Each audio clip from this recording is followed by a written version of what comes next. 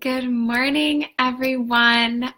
Here is another unplanned live video, but I just wrote an article that I really wanted to share with you guys. I do love posting articles that you can read them for yourself, but sometimes it's nice, we don't have a lot of time, so I want to just share kind of my thoughts, something I'm really passionate about with Safer Beauty. And just so you guys, if you don't have a chance to read the article, you can kind of get a synopsis. So I'm going to post the link to the article in the comments below, so definitely do check it out if you can. I'm joined here by my sweet little kitty. Rosie, say hi. I had to throw that one in there. All right, so this article is about fragrance. And guys, fragrance is the thing that I just get really heated up about fragrance. So if you've taken a look at the Beautycounter Never list, so the list of ingredients, the 1,500 ingredients we never put in our skincare products or any of our personal care products, because they are known to be harmful, or there's just not a lot of information about them. One of the ingredients that you're going to find is synthetic fragrance and synthetic flavors. Now, fragrance isn't actually an ingredient. It is a combination of ingredients. It can be hundreds and thousands of various components that make up this fragrance. And companies are not required to list what goes in there. They do not have to disclose it to anyone. If you've seen the documentary Stink, which you should, you'll see how challenging it is to really find out what is in those ingredients or what is in fragrance.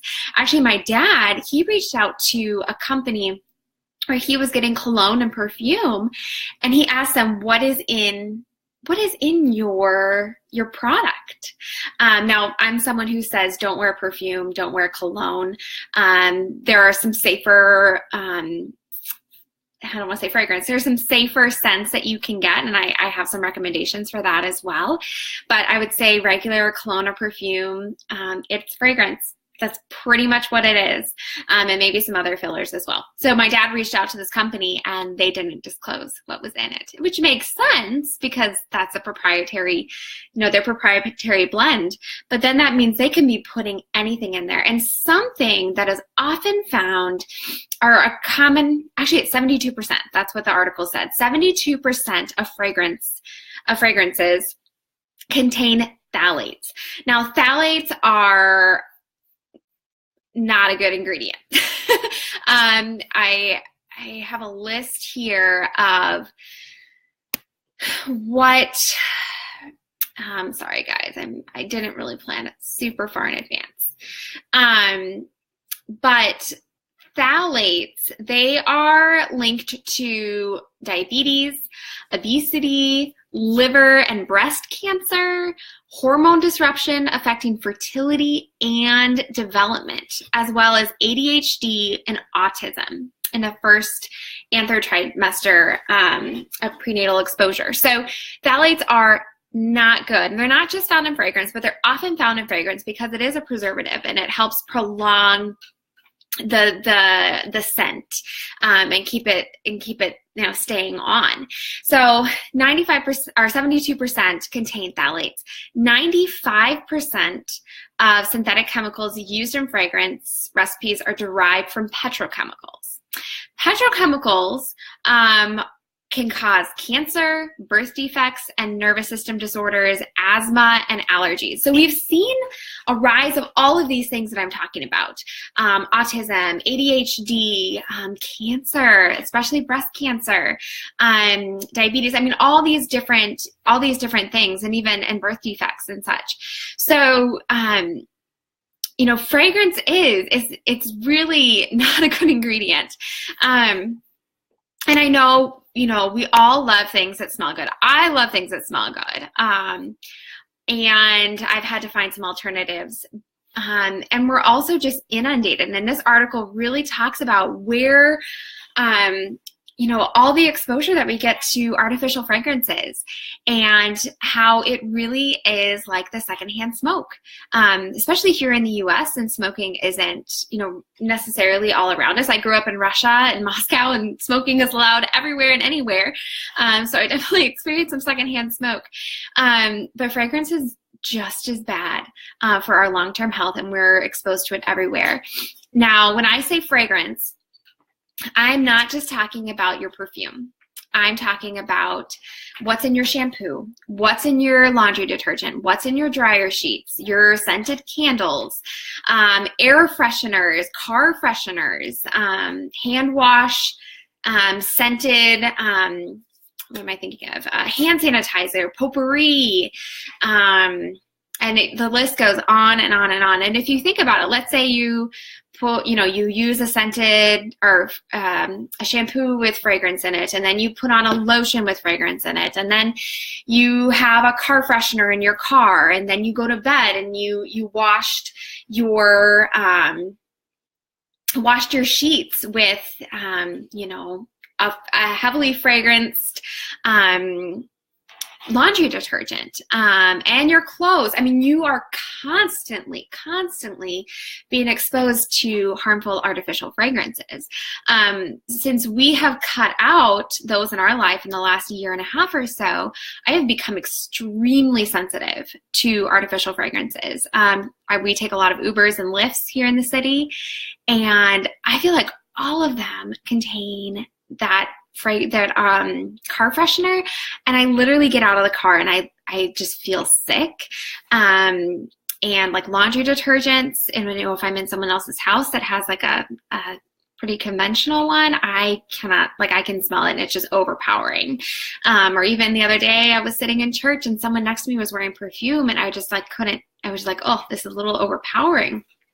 So, that's just my own sensitivity to it, but it is everywhere, and maybe something that you don't notice. Or you think about, when you go to like a Bath and Body Works or a Yankee Candle store, there's just like inundated, and you're like, oh my goodness, I have to get out of here. But then we carry that with us wherever we go. So that's really a lot of what the article is about, how it's around us, and even the things that you don't think it's in, you probably can find fragrance. Interesting thing that I learned, they put fragrance in mascara sometimes. And not because our mascara smells nice. No one buys lavender scented mascara. It's to cover up the ingredients that are in the mascara. So interesting note. Even some products that are listed unscented, I encourage you to go to the back of the bottle and look at the ingredient list to see what's in it. Does it have fragrance in it? Also, something to note, if a product says natural fragrance or essential oils, you're never really sure what's in there. So either you reach out to the company, or you do your own research, and or just buy products that have everything that's included in that. What essential oils, what makes up the natural fragrance, things like that. So I buy Native deodorant, and it does have natural fragrance on it, but I know because I've done the research that they use safe products or safe ingredients. So an action step that I would love all of you to do, just after you read this article, after you watch this video, I would encourage you to not buy products with fragrance in them. Look at the back of the bottle. If I see, if I look at the ingredient list and I see fragrance, it's going back on the shelf. I never buy those, just because I know there can be so many harmful ingredients in that. Get rid of the products that do contain artificial fragrance. Also think about cleaning supplies. That's another one. And then invest in some fragrance-free, non-toxic products. Beauty Counter, we list every single ingredient that goes into our products. So even if there is a scent to it, like our Citrus Mimosa body wash, it's all essential oil based, and safe essential oils as well, good quality ones. Or just buy truly unscented products. I love doTERRA and Young Living essential oils, and I diffuse those in my house, and they have other health benefits to those as well. So if you really want that scent in your home, which we all do, maybe bake something like banana bread or get some essential oils and diffuse those in your home for some health benefits, and then also to just freshen up your home. So I hope this is helpful. Again, read the article. I thought it was really, really powerful. And I think that if you do one thing as far as cleaning up your home and cleaning up your beauty routine, is to get rid of products that contain artificial fragrance. I think, to me, that is something I think is one of the most important things that you can do, and something that you have a lot of control over. So I hope this is helpful. Drop your comments below. If you have questions about where to find safer products, let me know. If you ditch some of your fragrance or ditch some of your products with fragrance, let me know as well. And have a wonderful Monday.